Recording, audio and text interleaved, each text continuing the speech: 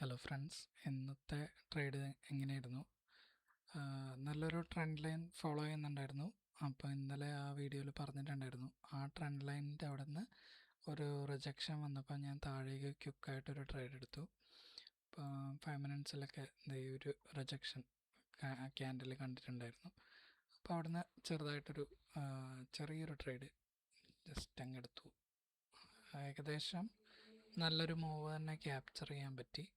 അപ്പോൾ ഈ ഒരു ട്രെൻഡിൻ്റെ ഡൗൺ സൈഡ് വരെ പോയി. അത് കഴിഞ്ഞിട്ട് നമ്മൾ വിചാരിച്ച ഇവിടം വരെ പോകുന്നതാണ്, അവിടെ വരെ മാർക്കറ്റ് പോയിട്ടുമുണ്ട്.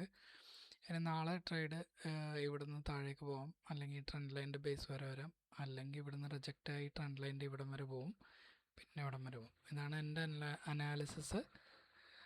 കുറച്ചൊക്കെ നിങ്ങൾക്ക് അഡ്ജസ്റ്റ് ചെയ്തൊക്കെ വരയ്ക്കാം. ഈ ഒരു ലെവൽസൊക്കെ വളരെ ഇമ്പോർട്ടൻ്റ് ആണ്. പിന്നെ ഇതൊരു നല്ലൊരു സോണാണ്, പിന്നെ ഇത് അടുത്തൊരു സോണാണ്.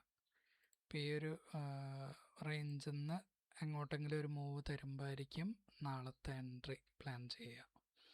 ഓക്കെ, ഒന്നിക്ക് ഇവിടുന്ന് മുകളിലേക്കുള്ള ഒരു ട്രേഡ്, അല്ലെങ്കിൽ ഇത് ബ്രേക്ക് ചെയ്ത് താഴേക്കുള്ള ഈ ഒരു ട്രെൻഡ് ലൈൻ്റെ ഇവിടുന്ന് മുകളിലേക്കുള്ള ട്രേഡ്, അല്ലെങ്കിൽ താഴേക്കുള്ള ട്രേഡ്. Okay, by.